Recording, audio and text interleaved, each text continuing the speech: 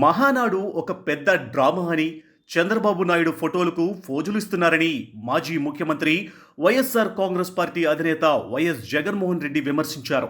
Telugu Desam party అంటే Telugu డ్రామాల party అని ఎద్దేవా చేశారు.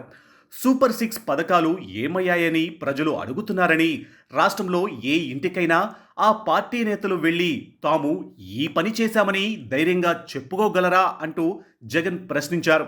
సూపర్ సిక్స్ 7 పథకాలను గాలికి వదిలివేశారని, 143 హామీలను పూర్తిగా పక్కన పెట్టారని విమర్శించారు.